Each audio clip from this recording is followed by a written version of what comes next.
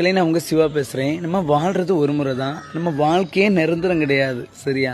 அப்போ எதுக்கு உறவுகளை நினச்சி நீங்கள் வந்து உடஞ்சி போகிறீங்க? நீங்கள் நீங்களாக இருங்க, சரியா?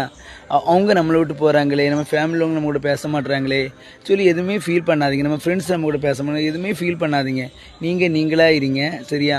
உங்களை நம்பி யார் வராங்களோ அவங்களுக்கு நீங்கள் இம்பார்ட்டன்ஸ் கொடுங்க. மற்றவங்கள நினச்சி இங்கே ஃபீல் பண்ணாதீங்க, சரியா? இதுவும் கடந்து போகணும்னு நினச்சிட்டு நம்ம வாழ்க்கையை சந்தோஷமாக வாழ்ந்துட்டு தான் இருக்கணும்.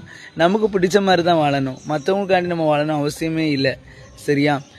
நீங்கள் எப்படின்னு உங்களுக்கு தெரியும். மற்றவங்களுக்கு எதுவுமே நிரூபிக்கணும் அவசியம் இல்லை. இதையும் நீங்கள் நல்லா புரிஞ்சுக்கோங்க, சரியா? எல்லாமே பைய தான் மாறும். நம்ம எவ்வளோ ஹார்ட் ஒர்க் பண்ணுறோமோ அதுக்கு ஏற்றபடி பகவான் நமக்கு நல்ல ஒரு பலனை தருவாங்க. அதையும் புரிஞ்சுக்கணும். இப்போ நம்ம வந்து ஏழையாக இருக்கோம்.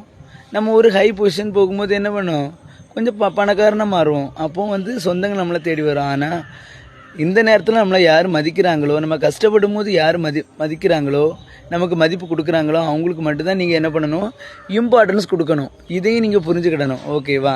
அதனால ஐயோ நம்ம உறவுகள் நம்ம கூட பேச மாட்டேங்க, நம்ம ஃப்ரெண்ட்ஸ் நம்ம கூட பேச மாட்டேன்னு சொல்லி ஃபீல் பண்ணவே கூடாது. இதுவும் கடந்து போகும். நீங்கள் நீங்களாக இருங்க, சரியா?